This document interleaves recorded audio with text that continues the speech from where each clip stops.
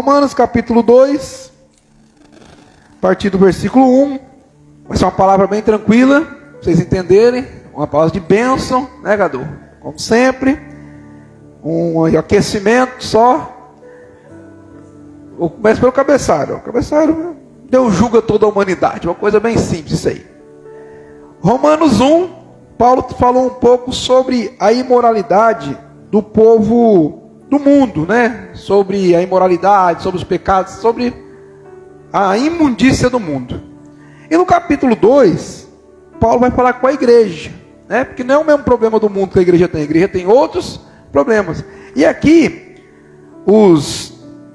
como que eu posso dizer, os religiosos da época, eles estavam se sentindo plenos, salvos, santos, tudo querubim. Então, Paulo fala assim: vem para cá, volta para a terra, nós somos todos pecadores e carecemos da graça. Amém? Vamos lá?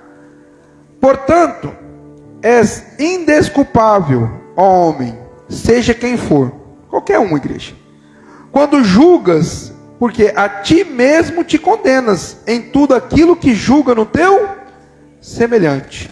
Pois tu que julgas, pratica exatamente as mesmas atitudes. Mas nós sabemos que o julgamento de Deus é de acordo com a verdade contra os que praticam tais ações. Vamos começar aí. O que acontece, igreja? Nós temos uma inclinação a julgar as pessoas por aquilo que nós fazemos. E a gente faz o seguinte: quando é a gente fazendo, a gente justifica. Quando é o outro fazendo, a gente maceta ele, né? Vamos dar um exemplo. O irmão fica irado. Aí você fala: o cara tá doido, o cara tem o Espírito Santo. Não, tá bravo, tá não sei o quê. Aí quando é a gente que fica irado, a gente fala: não, eu tive uma ira santa. Irei, mas não pequei. Então, sempre a gente justifica o nosso lado. Quando é o outro, malha. Quando é a gente, né? Ah, o fulano foi lá na festa mundana. Está louco, tá na festa mundana, papapá. Aí quando é a gente, não, na verdade eu fui lá para evangelizar. Sempre tem alguma coisa para justificar. E a palavra de Deus está dizendo o seguinte, versículo 2: mas nós sabemos que Deus é de acordo com a verdade contra os que praticam tais ações. Então é o seguinte: Deus, ele não julga como nós julgamos. Deus tem algo diferente. O que Deus tem? O conhecimento da plena verdade. Então, quando eu faço algo e eu justifico esse algo para alguém, possa ser que as pessoas acreditem nisso. Mas Deus, ele conhece além disso. Ele sabe a verdadeira razão. Deus julga pela verdade. E essa verdade só ele conhece. Então, a gente precisa ficar atento quanto a isso. Vamos seguir. Deste modo, quando tu, um simples ser humano, o julgas e todavia pratica os mesmos atos, pensas que de alguma forma escapará do juízo de Deus? Será que a gente pensa, igreja? Sabe qual que é o problema do pecado? O problema do pecado é o seguinte: a gente acha que o pecado é que nem uma multa de trânsito. Você passa no radar, daqui 15 dias a multa chega. A gente acha que o pecado é assim. Você cometeu o pecado e já vem o castigo, já vem o juízo, já vem a repreensão, já vem alguma coisa.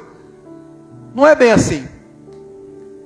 Quando você comete o pecado, muitas vezes, não vem na hora o resultado desse pecado. E aí o que acontece? A gente acha que nada vai acontecer. E deixa rolar, e as coisas vão andando, vão caminhando, e a gente vai pecando, e acha que nada vai acontecendo. Mas chega um dia em que o boleto chega. E esse dia que é o dia complicado. Então às vezes a gente vai se deixando levar, achando que as coisas vão fluir naturalmente e nada vai acontecer. Será que a gente pensa que vai escapar do juízo de Deus? Que vai passar batida alguma coisa diante de Deus? Será que é isso? Ou porventura, versículo 4, despreza a imensa riqueza da bondade, tolerância e paciência, não percebendo que a própria misericórdia de Deus, que te conduz ao arrependimento. Igreja, aí está outra coisa interessante. A gente acha que se arrepende porque a gente se constrange, tem um coração bom e se arrepende. Tem um barulho, um zumbindo aqui, viu, Carioca? Não sei se está ouvindo aí. A gente só se arrepende porque Deus tem misericórdia de nós. A gente só se arrepende porque a bondade de Deus nos permite se arrepender. Mas muitas vezes a gente entende que não, que eu me arrependo porque eu sou bonzinho, porque eu sou demais, porque eu sou o cara. Então a gente tem que tomar muito cuidado com isso. Porque a misericórdia de Deus, igreja, ela nos conduz ao arrependimento. Olha que coisa interessante. Entretanto, versículo 5. Por causa da teimosia e do teu coração insensível, é que não se arrepende. Acumulas ira sobre ti no dia da ira de Deus, quando se revelará plenamente seu justo julgamento. O que está dizendo a igreja? Olha só. Por causa da teimosia do nosso coração insensível, não se arrepende. O que é o coração insensível? Isso é uma coisa muito interessante para nós. O que é o coração insensível? O que é insensível? O que é ser insensível? É quando a gente não está sensível ao toque. Por exemplo, estou batendo aqui, está sensível, né? Estou sentindo. Quando eu paro de sentir que eu estou batendo, meu braço se tornou insensível. Bate, mas não acontece nada, eu não sinto. O pecado é da mesma forma. Primeiro a gente começa a pecar. E depois a gente se torna insensível ao pecado. Porque se acostuma pecando. É o que a palavra de Deus chama de mente cauterizada. Né? Cauterização é isso. É um calejamento ali ao ponto de perder a sensibilidade. Vou dar um exemplo para vocês. Uma pessoa, por exemplo, que comete muitos crimes, chega a um determinado ponto que ela acha que ela está fazendo não é um crime mais. A pessoa, de tanto roubar, ela já acha que o roubo é uma profissão e ela não sente mais nenhum remorso por isso, nenhum arrependimento por isso, ela não sente nada. No interior do país, agora tem pouco, mas antes tinha muito. Aqueles pistoleiros de aluguel, por exemplo, que chamava, né? Um assassino de aluguel. A pessoa ia lá, contratava um deles, vamos supor, R$2.000 para você matar fulano. Ah, quem que é? Tal pessoa. Ele não sabe quem que é, a pessoa nunca fez nada para ele, ele nunca teve nenhum contato com essa pessoa, ele vai lá, mata a pessoa, volta para casa, janta e vai dormir, tranquilinho, como se nada tivesse acontecido. Por quê? Perdeu a sensibilidade. Muitas vezes na igreja, isso acontece também. A gente começa a pecar de tal maneira que a gente perde a sensibilidade. Só que a palavra de Deus está dizendo que a gente está acumulando ira sobre ira. Então presta atenção, o pecado acumula, gente. É que nem juro sobre juro, vai acumulando, acumulando. E no dia do juízo final, aí vem a conta. Então aquilo que a gente acha que está fazendo, que não vai ter consequência alguma, certamente terá uma consequência enorme. Porque Deus, Ele é justo. Só que por causa da dureza do nosso coração, a gente não permite ser moldado, transformado, que torna-se insensível. Você já reparou isso? E agora eu vou fazer um paralelo dessa palavra com a de quinta-feira. Nós temos uma enorme dificuldade de colocar em prática aquilo que nós sabemos que temos que fazer. Não é verdade? E você entende que no início aquilo constrange, mas depois vai se tornando natural, e aí já não tem mais constrangimento. Vocês percebem isso? No início, as nossas atitudes vão se constrangindo, vão nos constrangindo, mas aí vai se tornando natural. A gente aprende a infringir a lei. No início isso é constrangedor, depois vai se tornando natural. Vou dar um exemplo. Tem que ter um exemplo.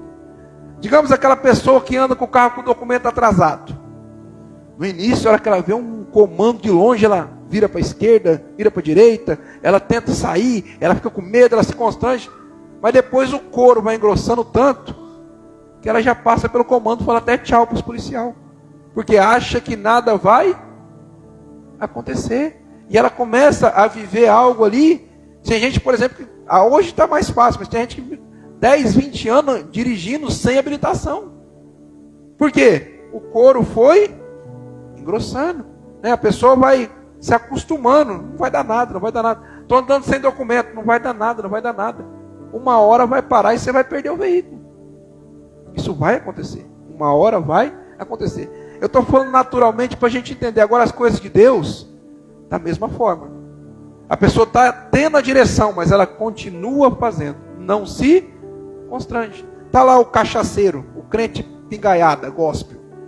Tomava uma no mundo. Foi para a igreja, continua bebendo. Aí no início ele se constrangia. Vinha na casa dele, ele escondia as bebidas para ninguém ver.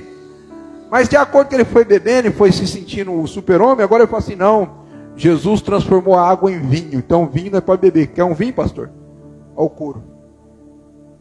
Ah não, vinho pode beber. Ah não, nós não pode dar vexame, nós não pode ficar tonto. E começa a gerar desculpa, e o couro?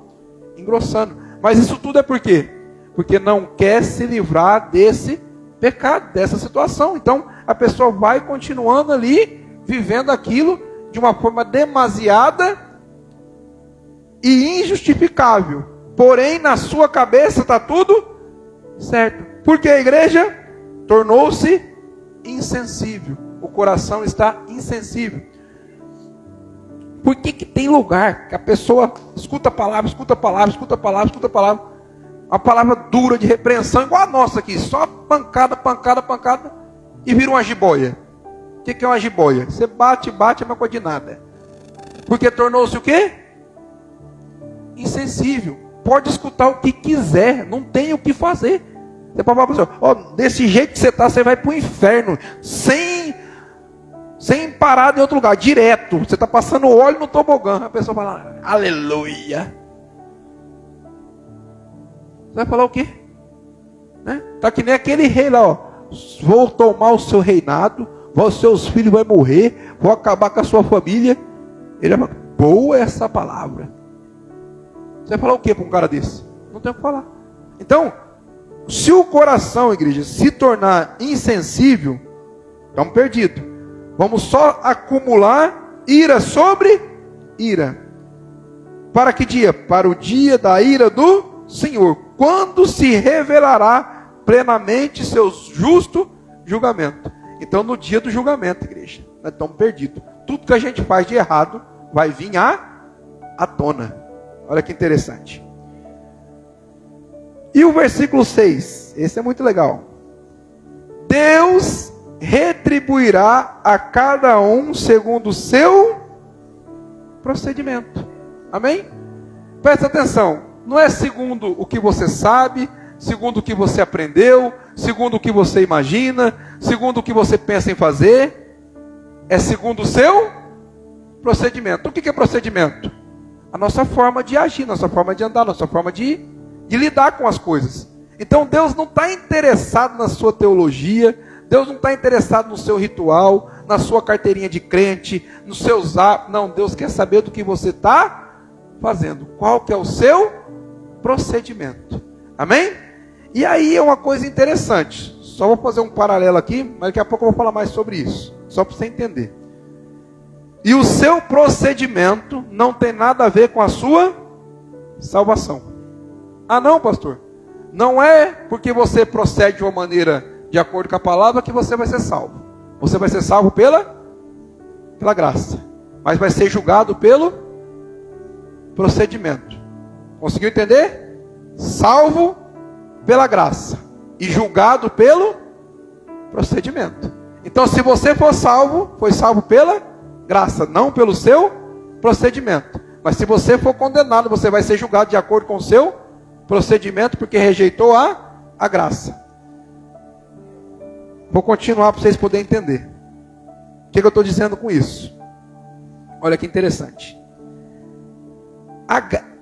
O procedimento não nos salva. O que nos salva é a graça. O procedimento é o que evidencia que você está na graça. Então, uma pessoa que se diz fazer parte da graça e anda com um procedimento totalmente pecaminoso, ela está se enganando e ela vai para o inferno. Por quê, pastor? Porque ela não faz parte da graça. Amém? Estão conseguindo entender isso? É como se eu falar, eu faço parte de alguma coisa, mas o seu procedimento não demonstra isso. Você não evidencia isso através do seu procedimento. Então, é uma coisa, como que eu posso dizer? Que fica claro. O procedimento do crente, as obras do crente, são possíveis porque a graça os alcançou. Então, a graça não é o procedimento não é o fator de justiça. A graça que nos justifica. Agora, o que acontece? Se eu não tenho a graça, eu não tenho um bom procedimento. Amém? E se eu não tenho um bom procedimento, é porque eu não estou na graça de Deus. Estão conseguindo entender isso? Tá simples? O crente vive no pecado, vive de acordo com as suas próprias vontades, de acordo com a sua lei, de acordo com o seu achismo. Ele está destituído da graça. Por quê? Porque ele não faz parte disso, é bem simples. Porque quem faz parte da graça anda conforme alguém que faz parte disso. Amém? Vamos continuar aqui? Olha que bênção. Versículo 7. Ele concederá vida eterna aos que, perseverando em fazer o bem, buscam a glória, a honra e a imortalidade. Por outro lado, reservará ira e indignação para todos os que se conservam egoístas, que rejeitam a verdade e preferem seguir a injustiça. Pastor, eu aceitei a graça. Como é que eu sei que eu aceitei a graça? Procedimento, arrependimento e conversão. Isso é aceitar a graça. Amém? Daqui a pouco eu vou falar sobre isso também, só para vocês entenderem como é que funciona essa questão de ser alcançado pela graça, do arrependimento e das 3 etapas que conclui esse arrependimento. Vamos falar sobre isso já já. Versículo 9. Ele trará tribulação e angústia. Ele quem, igreja? Deus. Ele trará tribulação e angústia sobre quem? Todo ser humano que persiste em praticar o mal. Olha que interessante. O texto não diz assim: ele vai trazer angústia e tribulação sobre todo ser humano que praticar o mal. Está dizendo isso? Não. O que está dizendo? Que persiste. Olha só. Em praticar o mal. Em primeiro lugar, para o judeu. Em seguida, para o grego. O que ele está dizendo aqui, igreja? Tanto para a igreja, quanto para os que estão lá fora, o julgamento é igual. Não muda nada. A gente acha que porque está dentro da igreja, a gente vai ter um tratamento diferenciado. A gente vai ter algo, a mais. Não, nós vamos ter o mesmo tratamento, o mesmo julgamento. Olha só que interessante. Versículo 10. Porém, glória, honra e paz para todo aquele que perseverar na prática do bem. Primeiro para o judeu e depois para o grego. Versículo 11 ele explica: porquanto em Deus não existe parcialidade alguma. Ou seja, Deus ele é imparcial. Ele não pega e não, como que eu posso dizer? Ele não se agrada de um grupo, ou de outro grupo, não. Ele é imparcial, ele é justo. Ele não puxa para nenhum dos lados. Ele é justo. E o texto está dizendo aqui, igreja, que quem vive perseverando em praticar o mal, vive uma vida de que forma? Angustiada e atribulada. Porém, honra e paz para aquele que persevera na prática do bem. Então você entende que o que a gente vive é consequência daquilo que a gente pratica? Você entende que o texto lá em Gálatas diz que tudo que a gente semear, a gente vai colher, né? Aí alguns falam que é a lei do retorno, lei não sei da onde, não interessa que tipo de lei que é que você imagina. Mas o que o texto está dizendo é que aquilo que você pratica é o que você vai viver. Se você pratica o bem, você vai viver uma vida boa. Se você persevera em fazer o mal, você vai viver angústia e tribulação. Ah, minha vida está tribulada. Será por quê? Ah, o meu coração está angustiado. Será por quê? Então a gente precisa de entender. O que eu estou fazendo para mim estar vivendo essa vida de tribulação? O que eu estou fazendo para mim estar vivendo essa angústia? Será que eu estou em jejum e oração e vivendo angustiado? Será que eu estou em jejum e oração e vivendo atribulado? Será que eu estou na prática do bem, fazendo só o que a palavra de Deus pede e vivendo uma derrota?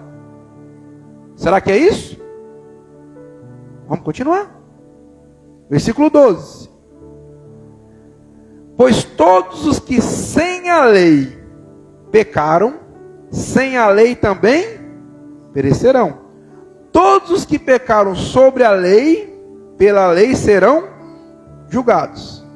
Pois diante de Deus não são os que simplesmente ouvem a lei considerados justos, mas sim os que obedecem à lei, estes serão considerados justos. Ah, eu não entendi. Vou explicar. Não é ouvir a palavra de Deus que nos torna justos, é praticar. Não é ouvir a palavra de Deus que nos torna um crente, é praticar. Não é vir na igreja todos os dias que nos torna um cristão, é praticar. Não é fazer parte de um grupo ou de outro grupo, de uma teologia ou de outra teologia, de um ensinamento ou de outro ensinamento que nos torna alguma coisa. Nós precisamos é praticar. Porque a palavra está dizendo que quem sabe e quem não sabe não muda nada. Não é isso que nós acabamos de ler? Você sabendo a lei ou não sabendo a lei não muda nada. O importante é que você obedece à lei. Não entendi, pastor. Vou facilitar. O cristão que conhece a palavra de Deus, ele sabe que ele deve respeito à sua esposa, ao seu cônjuge, e não pode trair ela. Sabe ou não sabe através da palavra? Sabe. Sim ou não? Sabe. E aquele que nunca veio na igreja, nunca ouviu a palavra de Deus, e está lá no mundo, ele sabe que ele também não deve trair a sua esposa? Sim ou não? Sabe. Você conhece alguém que fala assim, não, traição é comum. Você conhece, mas ela sabe que é errado. Ela pode até falar que é comum, mas ela sabe que é errado. Por quê, pastor? Porque nós temos algo que vem de fábrica. Alguns dizem que é a lei do Espírito, outros dizem que é a consciência, mas todos nós viemos de fábrica sabendo o que é certo e o que é errado. De fábrica, sem ter o conhecimento. Você nasce sabendo o que é certo e o que é errado. É uma coisa impressionante. Vocês já perceberam isso? É impressionante. Você pode pegar qualquer criança de 10 anos e começar a perguntar para ela o que é certo e o que é errado. Foram são as coisas mais tranquilas. Você fala para ela, ó, é certo roubar? O que ela vai falar? Não, é errado. Pode mentir? Vai falar não. E outra coisa, pode ser uma família de pessoas que nunca vieram para a igreja, que não estão fazendo parte da igreja. Você já ouviu aquela expressão que alguns dizem assim, fulano é mais crente do que os que estão na igreja? Já ouviu essa expressão? Por que tem essa expressão? Porque estão dizendo assim, ó, fulano não conhece a lei, não conhece a palavra, mas ele está praticando mais do que os que estão na igreja. É isso que está dizendo o texto. Amém? Por exemplo, meu pai, ele não era crente, veio para a igreja no final da sua vida, que eu trouxe ele depois que eu já era pastor. Mas ele não era crente a vida inteira. Não tinha contato nenhum com a palavra, nunca leu a Bíblia, mas o conceito de justiça dele era de acordo com a palavra. Ele dava uma palavra, ele cumpria. Ele não gostava de mentir. Ele não falava palavrão. Então, tinha muitos preceitos e conceitos dele que eram de acordo com a palavra. Ou seja, dependendo das pessoas, ele estava sendo mais crente do que os que estavam dentro da Igreja, porque vou dar um exemplo. O cara está dentro da igreja e está lá o que não está. Meu pai. Aí meu pai dá uma palavra e cumpre com a palavra. O que está dentro da igreja dá uma palavra e não cumpre com a palavra. Meu pai paga as contas dele. O de cá não paga as contas dele. Meu pai ajuda as pessoas e, como que eu posso dizer? Ajuda o órfão, as viúvas. Não passava ninguém lá em casa passando fome. Tinha uns andarilhos que passavam lá. Todos que passavam, paravam lá, comia e bebia. De graça. Todos, sem exceção. Minha avó fala que quando meu pai era menino, se ele fosse para a rua e tivesse alguém com frio, ele dava a camisa e voltava sem camisa. Então, quer dizer, ele sempre cumpriu com esses princípios. Aí o crente não ajuda ninguém, não faz nada para ninguém, está com uma vida totalmente arrebentada dentro da igreja. Quem está exercendo a justiça de Deus? Quem está obedecendo a Deus, igreja? O que está dentro da igreja ou o que está fora?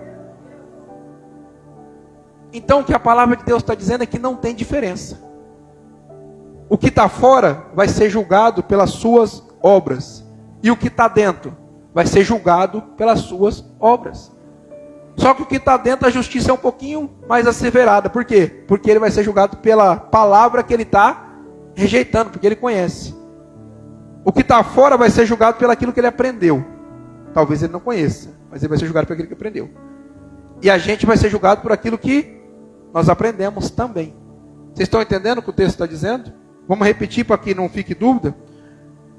Versículo 12. Pois todos os que sem a lei, sem a palavra, pecaram, sem a lei perecerão. Todos os que pecaram sobre a lei, sabendo da palavra de Deus, pela lei serão julgados. Pois, olha só, diante de Deus não são os que simplesmente ouvem, bem claro, não são os que simplesmente ouvem a lei que serão considerados justos, mas sim os que obedecem à lei, estes serão declarados justos. Versículo 14, ó. De fato, quando os gentios que não têm lei, quem são considerados gentios? O povo do mundo. Quando os gentios que não têm lei praticam naturalmente o que ela ordena, torna-se lei para si mesmos, muito embora não possuam a lei. Estão entendendo o que está dizendo o texto? Embora a pessoa que não... Vou dar um exemplo, tem que ter exemplo, tem que ser exemplo. Tem que ter exemplo. Falei para o Carlos Eduardo, tem um menino que eu conheço lá, vou falar o nome dele, vou fazer até uma merchan aqui para ele. O Juliano. Todo mundo conhece o Juliano. Falei para o Cadu, esse menino só falta virar crente. Porque boa parte do que ele faz já está de acordo com a palavra. Né? Ele tem um princípio, eu não estou falando isso aqui para fazer apologia a nada não. Ele tem princípio de honrar as pessoas. Ele tem. Eu vi ele uma vez, eu estava vindo de São Paulo, ele estava indo para São Paulo. Nós parou lá em Pirassununga, né? Eu parei para jantar, e ele parou porque ele estava indo, né? Eu já estava voltando. Estava ele no ônibus e eu no carro da prefeitura. Ele me viu. O que ele fez? Foi lá falar comigo. Nós nunca tinha trocado uma palavra. Nunca. Ele só me conhecia de vista. Mas ele fez questão de ir lá, me cumprimentar, falar comigo, né? E tal, trocar uma ideia. Bom, beleza. Ótimo. Aí, e continuamos nessa. Então, só se vimos uma vez. Conversamos uma vez. Aí, nós fomos fazer uma visita lá em Tirapuã. No Jason. O Jason estava trabalhando na loja dele em Tirapuã. Quando ele ficou sabendo que eu estava lá, sabe o que ele falou? Fala para o pastor escolher alguma coisa para ele aí. Eu falei o quê? O que ele quiser. O que ele está fazendo? Princípio de honra. É crente? Não, não é crente. Princípio de honra. O que isso tem a ver? Simples. Qual que é o carro que ele anda? Qual que é, cadê? Hã? Está no HB20, mas estava numa BMW. Agora está no HB20 mais novo. Foi uma boa escolha. Quantas lojas que ele tem? Esses tempos atrás ele foi roubado, não foi? Levaram tudo. O que mudou na vida dele? Nada. Por quê? Está cumprindo com o princípio de honra, sem ser crente. E está recebendo o que sobre a vida? Princípio de honra. Estão entendendo que Deus não faz distinção? É por isso que às vezes o ímpio está prosperando. É por isso que às vezes o ímpio está rompendo. Aí você fala, mas o cara é ímpio, mas está cumprindo com o princípio. Então fica difícil, o cara é ímpio, mas cumpre com o princípio. Vocês estão entendendo o que eu estou dizendo? Agora às vezes o cara é crente, mas não cumpre com princípio nenhum. É crente, mas não obedece. Eu não estou falando obedecer o pastor, estou falando obedecer a palavra. Amém? Isso é bem simples, é princípio de honra. Por exemplo, tem gente que é o contrário da honra. Quando eu vou para algum lugar com o meu pastor, qualquer lugar que eu for, ele quer pagar a conta, porque ele está acostumado aos morcegão na veia dele. Eu não, se ele pagar a conta, eu fico desonrado. Então eu acho que eu devo pagar para ele. Mas que conta? É um pastel, gente, é um pastel. O cara comer um pastel, o que custa eu pagar um pastel? Não custa nada, mas isso é o princípio de honra. Não vai mudar nem para mim, nem para ele, nada. Naturalmente falando, mas espiritualmente falando. É outra coisa. Então são gentilezas, são princípios. Eu estou falando de coisas fáceis da gente compreender, fácil da gente entender.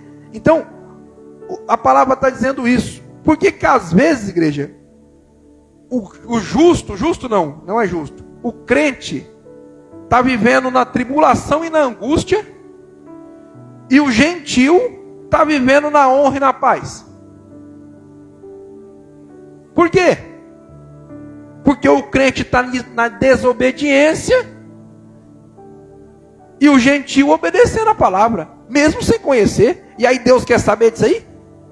Você conhece, você não conhece, eu sei, você não sei, vamos para teologia, King James, Feijão Ferreira de Almeida. Deus não quer saber disso aí não. Deus quer saber de obediência. Ou obedece ou não obedece. Bem simples, assim que funciona. O Carlos Eduardo vive falando ali, toda como chama, claro que você vai? Workshop, como chama? Workshop. Todo workshop que eles vai, todos, os caras demonstram que cumprem princípios financeiros, não é isso, Pedro? Pedro vai junto com ele. Mas não sabe se os caras é crente ou não. Mas não sabe. Alguns aparentam ser, porque fala de Deus e tal. Mas o que a gente consegue perceber, eles demonstram princípios. E naqueles princípios que eles agem, sobre aqueles princípios, eles são bem sucedidos. Vocês lembram do Salomão? Quinta-feira? Não desse aqui, mas do bíblico aqui?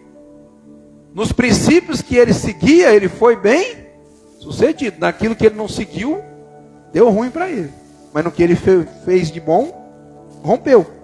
Então, igreja, a gente precisa se livrar um pouquinho dessa religiosidade e entender que Deus não está muito ligado na nossa religiosidade, não. Deus não quer nem saber disso aí, não. Deus, ele quer saber de obediência. Antigamente, tinha umas determinadas pessoas que você falava assim, que religião que você é? Aí ele fala, católico não praticante. O que era um católico não praticante? Uma pessoa que não ia na missa, que não lia a Bíblia, que não tinha nem nada em comum. Ele só falava que era católico porque ele se sentia bem falando isso. Aí o que acontece hoje? Hoje nós temos o quê? O crente não praticante. O cara é crente, mas ele não vai na igreja, ele não lê a Bíblia, ele não jejua, ele não ora, ele não faz nada, mas ele é o crente. Crente não praticante. Deus quer saber se é católico praticante, se é crente não praticante. Deus quer saber o quê? Obediência. Se você está obedecendo a palavra, ele não quer saber se você é hindu, muçulmano, é crente, é ateu, católico. Não, pode ser até ateu. Mas se você estiver obedecendo a palavra, os princípios dela. Esses dias eu vi um ateu que crê em Deus. Primeira vez, num debate ainda. O cara era ateu e crê em Deus. Para você ver como que as coisas estão tão evoluídas hoje em dia. Antigamente, ateu era sinônimo de alguém que não cria em Deus. Aí tinha um ateu, Cadu, que não cria em Deus, debatendo com o pastor. Aí o pastor, coitado, falou assim, não, mas se você é ateu, o debate nem era para isso, não é sobre ateísmo. Eu falei assim, não, mas eu sou ateu, mas eu creio em Deus. Eu falei, ótimo, ninguém pode. Daqui a pouco ainda processa o pastor, fala que é algum tipo de constrangimento ali para aquele cara, né? Preconceito. Então, resumindo, gente, não interessa a religião que você é. Deus não quer saber da sua religião. Você não vai chegar lá na porta do céu, no dia do julgamento, todo mundo sentado. Deus fala, levanta os que iam na igreja. Não, não é bem assim. Vai ser assim, bodes para a esquerda, ovelhas para a direita. Agora, em que aprisco que essa ovelha estava, em onde que ela foi arrebanhada, que jeito que foi, quer saber só se é bode ou se é ovelha. Trigo para um lado e joio para o outro, é só essa separação. Ah, de onde veio esse trigo? Ah, veio da Macedônia, veio de não sei da onde. Não quer saber. Quer saber se é trigo e se é joio, é só isso. Ah, da onde que é esse crente? Assembleia de Deus, Madureira, Ministério, Campo, não sei da onde. Ninguém quer saber. Ah, Adonai, Paraíso. Ninguém quer saber. Ah, não, eu sou da Unidos para o Brasil, do não sei da onde, do Vale de Jequitinhonha. Ih, Deus não quer saber disso aí não. O que Deus quer saber? Está obedecendo ou não está obedecendo? É simples. Vamos dar sequência? Então, estamos entendendo aqui o negócio? Basicamente o que eu estou tentando explicar para a igreja é que não interessa se você é um pastor, se você é um presbítero, se é um obreiro, se é qualquer coisa, se é um simpatizante, tem simpatizante na igreja também, se é um simpatizante, se é um ouvinte negligente, não interessa quem que você é. O que interessa é você vai fazer ou não. Quinta-feira eu preguei em cima o início da palavra foi em cima da parábola do pai com seus 2 filhos. Vai trabalhar. Um falou, vou. E não foi. O outro falou, não vou. E foi. Quem que obedeceu? O que foi. Então, se ele queria ir, se não queria ir, se não interessa. O que interessa é se ele estava lá ou não. É bem assim que funciona. Amém? Deus é dessa forma. É como se o pai tivesse falado, ó, vamos trabalhar. E esse falando, o pai só tampou no ouvido, só foi lá na lavoura. Quem que está lá? É esse que eu quero saber, o que está lá, o que obedeceu. Agora, que jeito que ele foi, se está emburrado, se não está emburrado, se está querendo, se não está querendo, se está forçado, se não está forçado. Não faz diferença alguma. Vamos continuar o texto? Versículo 15. Vamos no 14 para ficar no contexto. De fato, quando os gentios que não têm a lei praticam naturalmente o que ela ordena, tornam-se lei para si mesmos, muito embora não possuam a lei. 15. Pois demonstram claramente que os mandamentos da lei estão gravados em seu... Agora arrebentou. Agora arrebentou. Gente do céu, agora acabou com tudo. Para tudo. O gentil mostra que os mandamentos estão gravados no seu coração. E o crente que fala que tem o Espírito Santo morando nele, está na sem vergonhice? Aí não pode. Aí não dá. Aí não dá. O Espírito Santo morando dentro do crente. O crente é um palavrão atrás do outro. Xingando. Falando nisso, igreja, eu vou falar. Vamos dar uma parada aqui para me falar para vocês um sonho. Vocês lembram que quinta-feira eu falei sobre sonhos? Lembra? Falei assim, ó, Deus vai, às vezes entrega um sonho, porque Deus falou com Salomão em sonho, vocês lembram? Deus falou com Salomão em sonho, e Salomão acreditou no sonho e já foi cumprir com aquilo ali. Aí, teve 2 sonhos, né? Mas eu vou falar com isso com mais tempo. Mas teve uma pessoa que sonhou algo para a igreja, que não é da igreja, mas ela sonhou para a igreja e ela comunicou a pastora. Beleza, esse sonho foi eu. E o outro foi eu, gente. Pensa no sonho que eu tive, um sonho brabo, Deus do céu. Passei raiva. Uma ira santa, mas foi raiva, hein? Estou pregando normalmente para a igreja, essa igreja aqui mesmo. Aí, de repente, Carlos Eduardo, na hora que eu vou fazer a oração final, cara, que eu olho para a igreja, está todo mundo disperso, virando as costas, indo embora, ninguém está dando atenção e não tinha terminado o culto ainda. Pedro do céu. Aí, não sei como, parecia que estava todo mundo numa escola. Era a igreja, mas tinha aquelas carteiras de escola, sabe aquelas carteiras que a gente estudava? Era daquele jeito, não sei como, transformou sonho é sonho, né? Rapaz, mas eu fiquei bravo. Já dei uns tapas nessas mesas, mas era cada tapa, parecia um Filipão. Pau, e bravo. Teve uma hora que eu cheguei diante do Cadu ali, cara, o Cadu olhando assim assustado, né? No sonho, gente. Olhava no olho dele falando assim, ele fazia assim, e eu falando com todo mundo. Aí eu falei até um palavrão no meio do negócio. Aí eu já me constrangi também. Falei, nossa, falei um palavrão, né? Mas não foi um palavrão desses muito brabo, não. Mas foi um palavrão que não devia. Vamos pôr assim, algo que não era cabível para falar da igreja. Mas eu estava tão brabo que o negócio... eu perdi o controle. Aí é o que eu entendi. Eu perdi o controle, cara.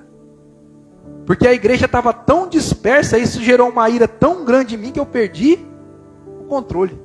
Aí quando eu acordei, eu falei, agora você imagina, eu nem sei como é que está esse povo, imagina Deus. Sabendo se o cara está ouvindo aqui de bom grado, se não está ouvindo de bom grado. Porque para mim poder entender que as pessoas estavam desdenhando da palavra, vocês tiveram que levantar, virar as costas e sair andando disperso. Para mim entender. Agora imagina Deus vendo, você sentadinho olhando para mim aí, e pensando, nossa, não acaba. Imagina. Será que eu vou comer agora? Será que o feijão já esquentou? Nossa, vai explodir minha panela. Vai dar tempo de coisa? Imagina. O estômago vai roncando. Nossa, já estou com fome. Já vai dar meio-dia, o pastor nada. Imagina Deus pensando isso aí. Pensando não, vendo. Aí imagina. Agora o pastor Paulo irado, o que ele fez? Bateu na mesa e exortou a igreja. E a ira de Deus? E a ira de Deus? Aí eu quero pensar, gente. E olha, sabe outra coisa? Eu nunca sonho. Ainda tem esse detalhe, eu nunca sonho. Raramente eu sonho. E quando eu sonho, eu nunca lembro.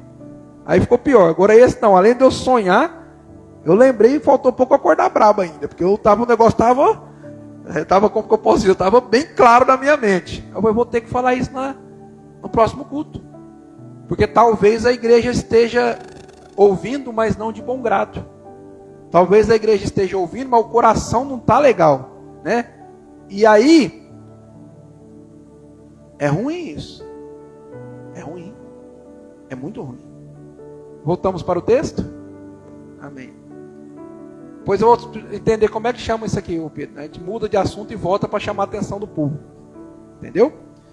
Só não sei o nome da técnica, porque Deus que me instrui. Então, o Pedro depois vai descobrir na psicologia como é que chama e ele me fala. Né, Pedro? Mas que funciona, é isso aí. Ó.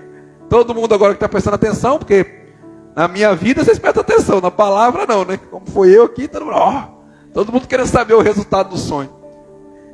E eu ainda nem falei direitinho o que aconteceu, mas que voou cadeira e mesa para tudo quanto é lado, voou. O pessoal olhava, o pastor ficou louco.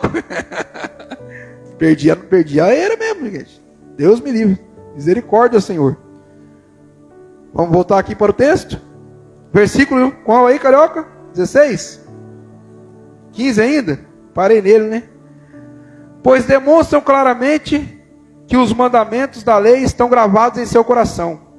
E disso dão testemunho a sua própria consciência e seus pensamentos. Algumas vezes os acusando, em outros momentos servindo de defesa.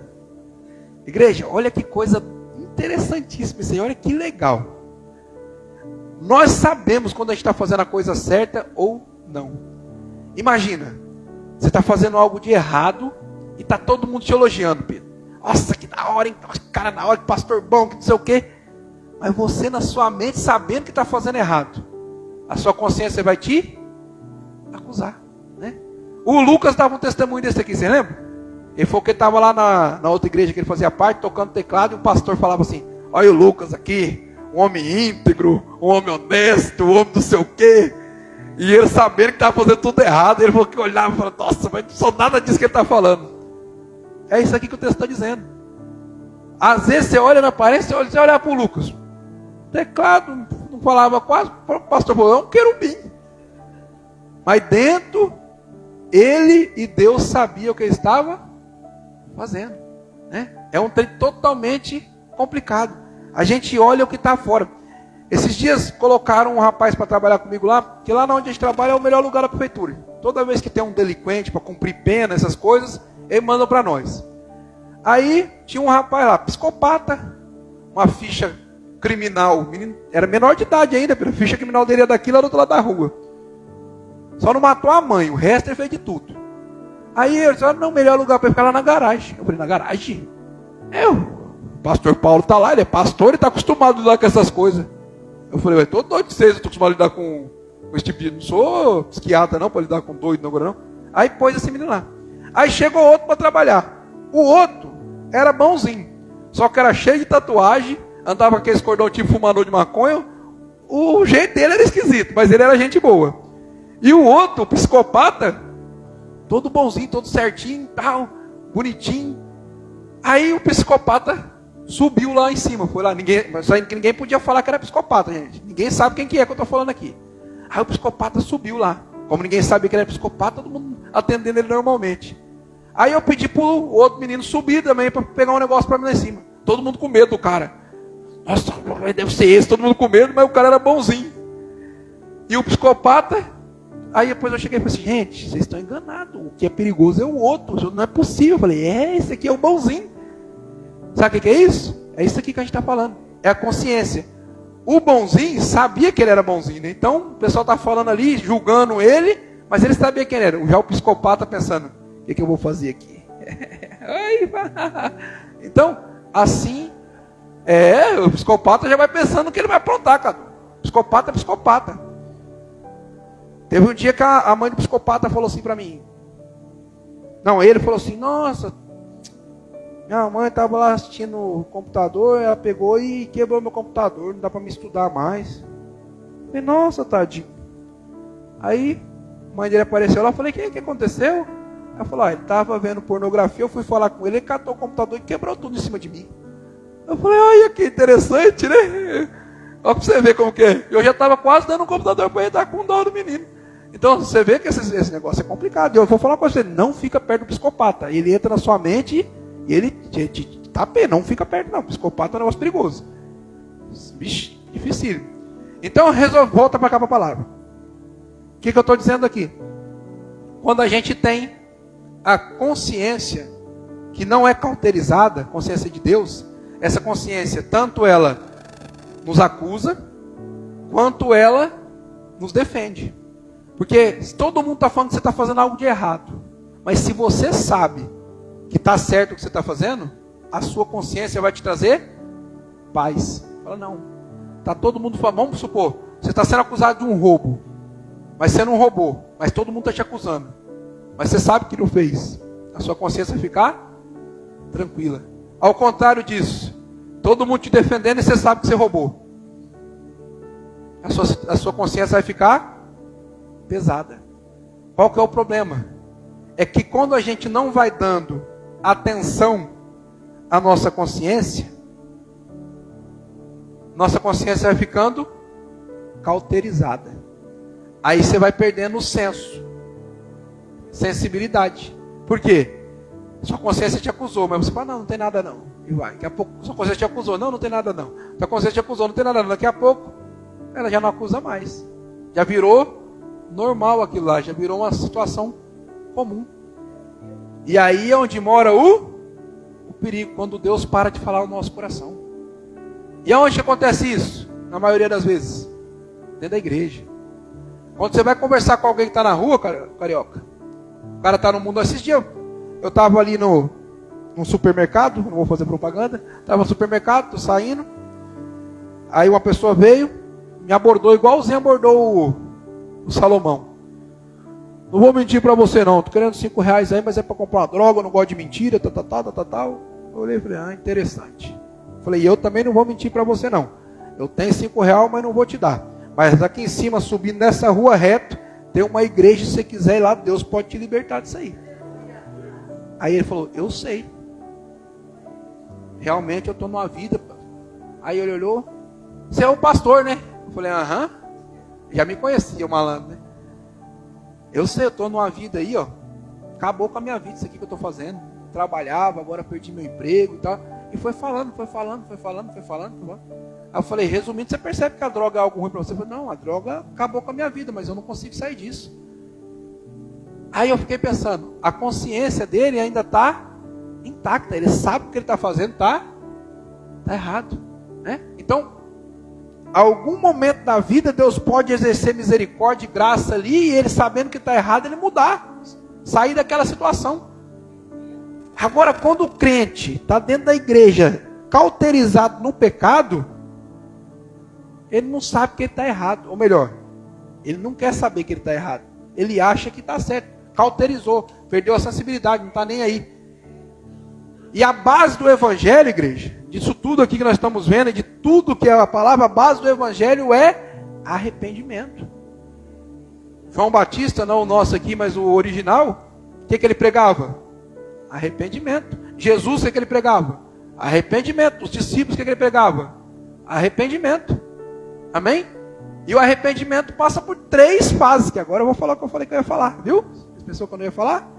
E olha só como que Deus faz, igreja. Olha o meu esboço. Tá vendo? Tem esboço? Não. O Espírito Santo lembra a gente. Então, o arrependimento passa por 3 fases. Qual que é a primeira fase? Da mente. Intelectual. É você saber que você está errado. É a primeira fase. Qual que é a segunda fase? O constrangimento. Esse é gerado por Deus. Deus te constrange. E a terceira fase, a mudança. Então a palavra metanoia, na verdade, ela significa uma mudança nessas 3 áreas, nessas 3 formas: mente, constrangimento e mudança de direção. Por que que às vezes a pessoa passa por algumas das fases, mas não muda? É a diferença entre arrependimento e remorso. Quando a pessoa sente remorso, passa pela mente. Não entendi. Ao Judas. Passou pela mente. Se arrependeu. Tentou fazer algo. Foi lá devolver as moedas. Mas faltou um dos itens. Faltou o fruto desse arrependimento. Então, mudança na mente, constrangimento no coração e fruto do arrependimento. O fruto é o quê? A conversão. Né? Eu estava indo para lá, eu volto para cá. Eu parar de fazer o que eu estava fazendo e fazer diferente. Amém? Se não houver isso, igreja, infelizmente nós estamos perdidos. E o que Deus tem feito? Olha como que Deus é maravilhoso. Ele coloca esse senso de justiça de fábrica. É um item de fábrica, mais conhecido como item de série. Cada um já saiu com isso dentro de si. Mas só que a gente consegue até mudar o que Deus fez. Encobrir, cauterizar, abandonar, deixar de utilizar. Se tornar algo que a gente não é, que a gente não foi projetado para ser, e vai fazendo as coisas naturalmente. Um justificando o outro. Não é assim? Um erro justifica o outro. O Luquinha me ofendeu, então eu vou ofender ele. Por quê? Porque ele me ofendeu. Um erro justifica o outro erro. Não pode ser assim. Ah, fulano me xingou, então o que eu vou fazer? Vou xingar também. Fulano me traiu, o que eu vou fazer? Vou trair também. Qual que é o problema disso? Eu não vou ser julgado pelo que o outro fez. Eu vou ser julgado pelo quê? Pelas minhas obras. Estão entendendo isso? Salvação pela graça. Julgamento pelas obras. Entendeu? Salvação pela graça. Julgamento pelas obras. De quem? Minhas. Então, alguém me feriu. Ele vai responder por isso. Se eu o ferir também, eu vou responder por isso. Então, alguém me traiu. Se acerta com Deus, querido. Eu não vou trair também. Porque senão aí o problema passa a ser meu. Amém? Então, enquanto o problema é seu, você se vira com o seu problema. Agora eu vou gerar um problema para mim, para quê? Só para não dar o braço a torcer? Só para me honrar, ter honra? A palavra de Deus fala que quem nos justifica é Deus. Então, fez algo de errado contra mim? Se vira com Deus. Eu não vou fazer algo de errado contra ninguém. Ah, me deu um golpe, eu vou dar um golpe também. Nunca. Fulano está me devendo e não paga. Eu compro algo dele, não vou pagar porque ele está me devendo. Não, uma coisa é uma coisa, outra coisa é outra coisa. Se nós combinar dessa forma, ó, vamos descontar naquele que está me devendo, é uma coisa. Mas se eu falei, eu vou te pagar, mas fulano não te pagou, o problema é dele. Estão entendendo isso? Vamos. Ainda vai dar tempo, então vamos. Falta só agora. Então vamos entrar para o finalizando o 2, né? Falta até o 16, vai demorar um pouquinho. Continua, versículo 16. Todos esses fatos serão observados na humanidade. Até aí está tranquilo, né? No dia em que Deus julgar os segredos dos homens, por intermédio de Jesus Cristo, de acordo com as declarações do Evangelho. Agora zebrou. Foi aí, igreja, que Paulo descobriu que ele era o maior dos pecadores. Foi quando ele entendeu isso. Quando a gente entende que Deus ele vai julgar também pelos nossos segredos. O que é o segredo? É aquilo que ninguém sabe. Tá lá você e seu cônjuge. Ele achando que você é um santo. Mas você não é. Seus pensamentos são impuros, sua vida é impura, seu coração é pecaminoso. E ele vai falar, nossa, que zazinha bonitinha, deixa eu polir. Deus está enxergando a zazinha? Deus está enxergando o coração. Deus sabe quem a gente verdadeiramente é. E para ficar bom, ele ainda coloca quem vai julgar. Quem vai julgar? Jesus. Hoje ele é o nosso advogado. Mas então ele será o nosso juiz. Então ele vai julgar. De acordo com o quê? Com a palavra de Deus. Aí vem a frase de efeito. A palavra que você rejeita hoje vai te julgar amanhã. Então não tem escapatória. Não tem como escapar. Eu não quero saber. Deus está dizendo que nós seremos julgados por Jesus de acordo com as declarações do meu evangelho, de acordo com a palavra. E Deus não vai julgar pelo que estamos vendo. Ele vai julgar pelo que Ele está vendo. Pela justa justiça. Para a gente finalizar. Quando um juiz vai analisar, um juiz terreno, vai analisar um caso, qualquer um que seja, ele não conhece toda a verdade. Por mais que ele pegue os autos do processo, que ele pegue toda a investigação, que ele analise tudo, aquela não é a verdade absoluta. É algo que chegou até as mãos dele, mas não é a verdade absoluta. Já o nosso juiz, igreja, Jesus, ele conhece a verdade absoluta. Ele sabe o que realmente está fazendo. Então, por isso que a justiça dele é uma justa justiça. Ou seja, ele conhece toda a verdade. Não só a verdade que é demonstrada, mas a verdade. É terrível isso, igreja. Sabe por quê? Porque eu consigo demonstrar para a igreja a minha verdade. O que eu quiser demonstrar. Mas Jesus consegue enxergar o que eu não quero demonstrar. O que eu não quero demonstrar? Os segredos. Sabe aquele segredo que você não consegue falar para ninguém? Você não falou para Deus, você não falou para o seu cônjuge, você não falou para o seu amigo, para sua mãe, seu pai, nem para o seu cachorro. Você tem coragem de falar. E vai que ele começa a conversar. Então, sabe esse segredo? Jesus vai te julgar por eles. Não é pela aparência. É pelo que você está fazendo. Sabe aquela intenção? Sabe a intenção? Vou ajudar fulano, mas a intenção do meu coração é mostrar para ele que eu estou melhor do que ele. Aí, você vem aqui e tira uma selfie, entregando uma cesta básica. Todo mundo, nossa, olha como o pastor Paulo é bom. Deu 10 cestas básicas essa manhã. Aí no meu coração a intenção está assim, nossa, estou bem melhor que esse povo, hein? Tem nem o que comer. Aí Deus está olhando para onde? Para a selfie? Não, Deus está olhando para o coração. Qual que é a intenção? Se amostrar, aparecer. Não é ajudar o necessitado.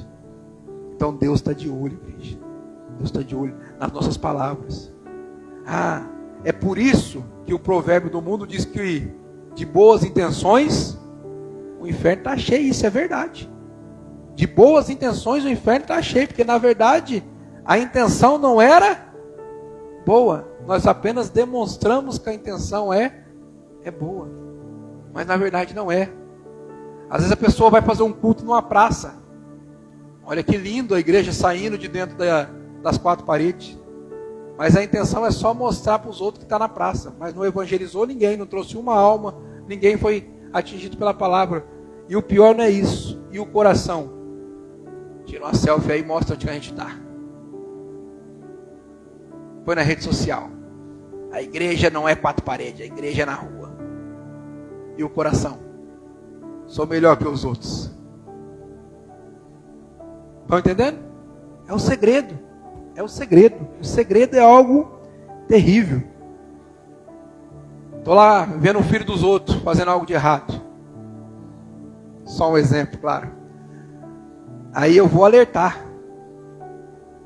Aí Deus conhece o meu coração. Deus sabe se eu estou alertando por amor, para que aquela criança não se perca, ou se eu estou alertando para tá vendo? Seu filho está fazendo de errado também. Você vive falando, mas seu filho está pior que o meu.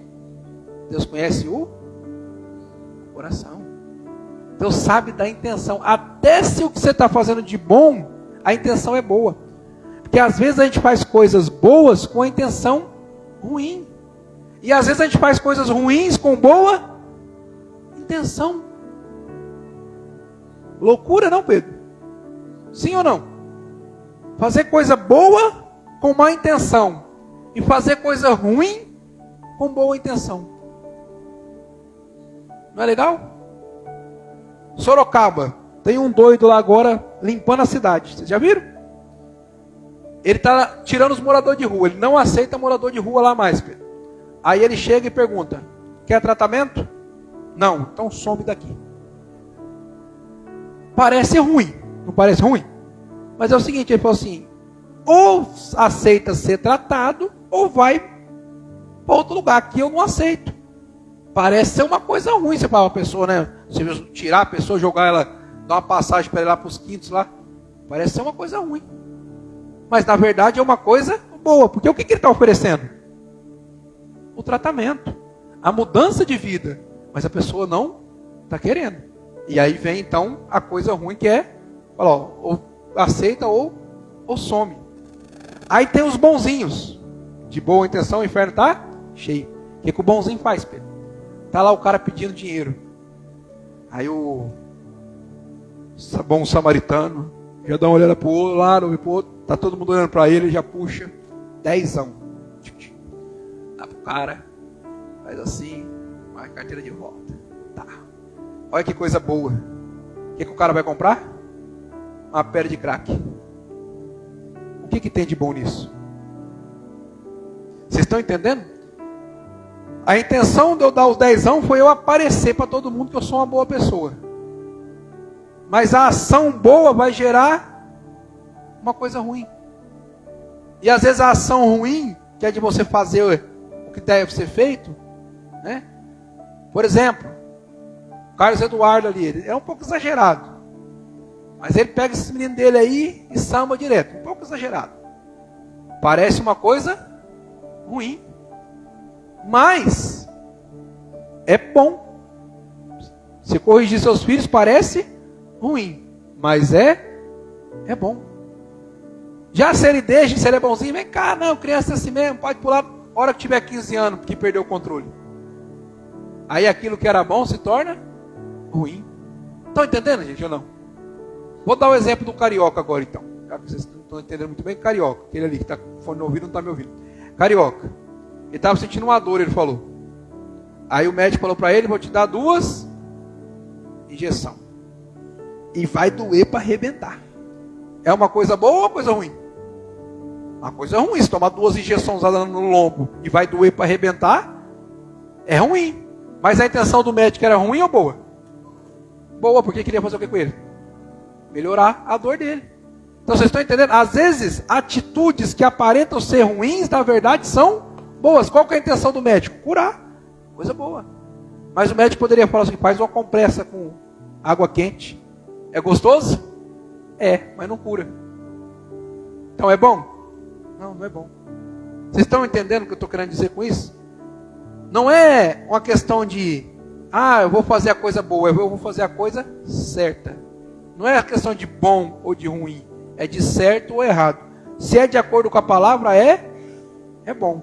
Se não é de acordo com a palavra, é ruim. Independente do que pareça ser. Possa parecer ser bom, mas se é contra a palavra, é ruim, né? Por exemplo, não confrontar o pecado. Parece ser uma coisa boa. A igreja vai enchendo e todo mundo vai ficando feliz. Mas no final, vai todo mundo para o inferno. Então isso é ruim. Confrontar o pecado. Parece ruim. Sai todo mundo chateado, endurecido, cara torta, querendo xingar o pastor, segurando a ira santa. Mas no final, vai para o céu. Então parece ruim, mas é bom. Esse pastor aí, está falando essas coisas aí, não é bem por aí não sei o que tem e tal, mas vai sendo constrangido, né? Não é bem por aí, mas sabe que no fundo tem razão, né? Esse negócio que eu falo aí de pagar os outros, não sei o que, bebida, não sei o que, coração ruim, sabe que meu coração é bom. Mas claro que eu tenho umas ideias ruins, mas meu coração é bom. O Espírito Santo está em mim. Sou um homem de Deus. A gente tentando falar para nós mesmos, né? Sou crente. Aí vem o pastor e fala, Deus não quer saber se é crente, se é homem de Deus, o que você é. Deus quer saber se você obedece a palavra. É ruim de ouvir? Claro que é. E eu já falei isso, pior do que tudo, gente. Você imagina a cobrança que vai vir sobre mim. Eu mesmo pregando. Imagina, como que eu falo para Deus, Senhor, eu não estava sabendo disso. Não, você que pregou. Como você não estava sabendo? Então a cobrança maior é para quem? Para quem fala. Sabia disso? A cobrança maior é para quem fala. Então, não espere que eu estou aqui como um querubim e dando uma aula. Não. Inclusive o texto fala sobre isso. Vamos finalizar isso aí. Eu queria parar aqui, mas não dá, Pedro. Vamos ter que continuar. Um assunto puxa o outro, né? Olha só. Vou ler direto para ficar mais fácil para nós finalizar aqui. Ora, tu que levas o nome de judeu, tu que leva o nome de crente, te fundamenta na palavra de Deus e glorias a Deus, tu que conheces a vontade de Deus e aprova as obras excelentes dele, diz que a palavra é boa, é uma maravilha, porque é instruído pela palavra. Tu que estás certo de que foste chamado para ser guia de cego, luz para o mundo, luz para os que estão na escuridão, não é isso que a gente fala? Eu sou luz, eu sou sal, eu sou... Tu que é assim. Tu que é mestre dos ignorantes. Isso é o que mais tem na igreja. Todo mundo é mestre, gosta de ensinar, falar o que a pessoa tem que fazer. Tu que é professor das crianças, sabe tudo. Porquanto tem na lei a expressão maior do conhecimento da verdade. Olha que bênção, conhece a palavra de cor e salteado, ensina a palavra, prega a palavra, fala sobre a palavra. Pois então, versículo estão acompanhando na igreja. Pois então, tu que tanto ensina os outros, por que não educas a ti mesmo? Tu que pregas que não deve furtar, mas furta. Tu que ensina que não deve cometer adultério, mas adultera. Tu que abomina os ídolos, mas rouba os templos. Tu que te orgulha da lei e desonra a Deus, desobedecendo a própria lei. Pois como está escrito, por vossa causa, o nome de Deus é blasfemado por todos os povos. Vou ter que parar um pouquinho. O que está dizendo o texto aqui? Quando a gente fala que é cristão e age como um mundano, o povo faz o quê? Desce a lenha em quem? Na igreja, em Deus, nos crentes. Então é por esse tipo de pessoa que fala que é o que não é, que quer aparentar ser o que não é por esse tipo de gente que o nome de Deus é blasfemado. É por esse tipo de gente que a igreja é massacrada. É por esse tipo de gente que dá ruim. Você vê, por exemplo, agora está em auge aí falar de problemas na igreja. A Helena Raquel levantou esse assunto lá nos Gideões. Está em alta. Tudo quanto é ímpio dando pitaco. Tudo quanto é pessoa que nunca veio na igreja dando sua dissertada a respeito do assunto. Por quê? Porque pessoas fingiram ser o que não são. E isso faz o quê? Dá problema. É assim que funciona. O cara diz que é crente, mas não paga os outros. Aí você acha que o dono da padaria que ele está devendo fala o quê? Vou dar um nome aqui que não tem aqui na igreja. O Jamiroquai está me devendo aqui.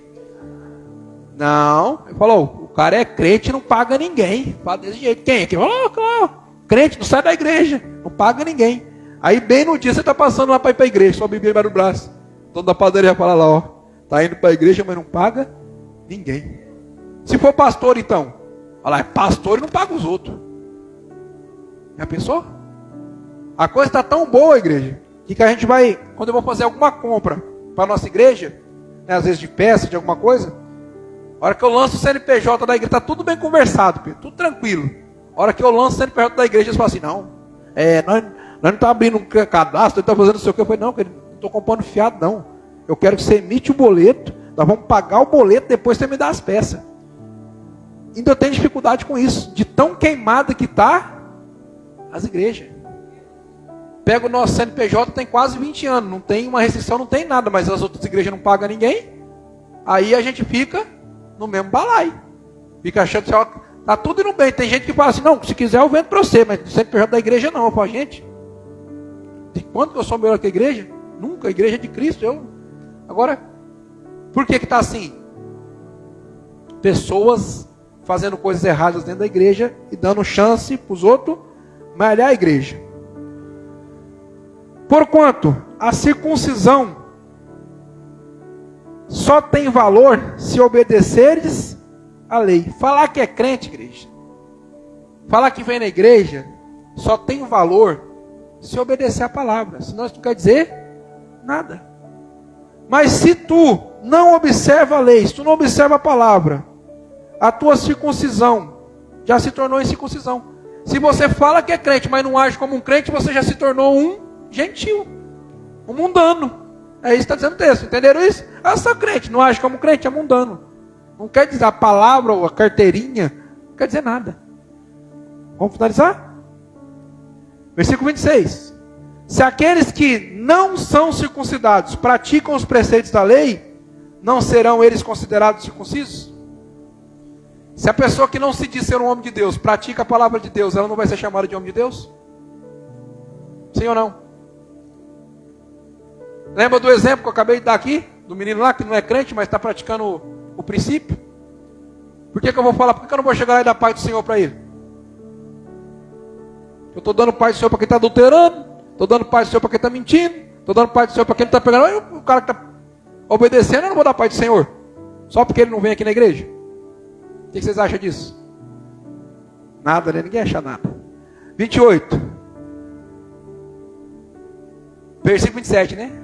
Aquele que é por natureza incircunciso, não é crente por natureza, mas cumpre a lei, condenará a ti, que mesmo tendo a lei escrita da circuncisão, é transgressor da lei. Não entendi, vou facilitar. O que não é crente, mas pratica uma vida como se fosse um crente, vai condenar nós, que dizemos que somos crentes, mas não fazemos o que falamos. Não tem tempo, vamos prosseguir. Portanto, não é legítimo que o judeu, que o crente, o cristão, simplesmente o é exteriormente. Nem é verdade que a circuncisão,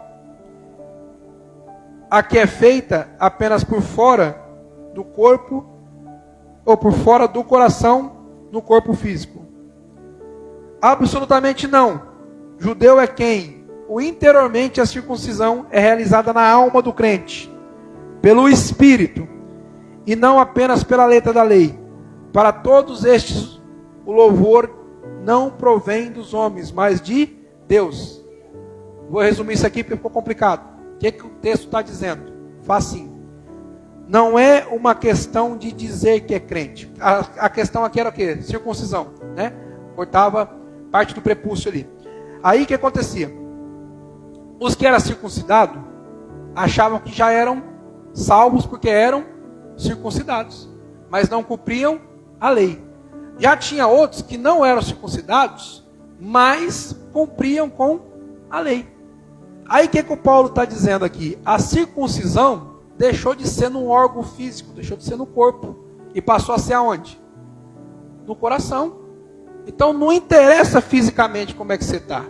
Não interessa o que você está falando. Não interessa que o Espírito Santo está dentro de você. Então a circuncisão hoje é o que? É o Espírito Santo habitar dentro de nós. E se o Espírito Santo habita dentro de nós, de forma que a gente age? Conforme a palavra de Deus, conforme o Senhor. Eu não vou ter um Espírito Santo dentro de mim e agir como um Satã, agir como um demônio, vou? Mas tem gente que está assim, está mais endemoniado do que o Satanás. Tem jeito isso? Tem gente que Satanás está falando, gente, como que ele consegue? Quem deu essa ideia para ele? Assim está funcionando. É um endemoniado gadareno dentro da igreja. Aqui, cara de santo. Em casa, Decápolis. A hora que veio de longe, fala, o que eu tenho contigo? É assim, se Jesus aparecer nessa casa, ela fala de longe, o que eu tenho contigo? Veio aqui me atormentar? É assim. Endemoniado dentro de casa e na igreja, circunciso, crente. Sabe o que Deus está dizendo? Estou nem aí para sua performance. Eu estou de olho no seu coração. Estou nem aí porque você está demonstrando o seu. Estou de olho em quem você é. Amém, igreja? Amém. Glória a Deus. Que bênção. Vamos nos colocar de pé. Agradecer a Deus por essa...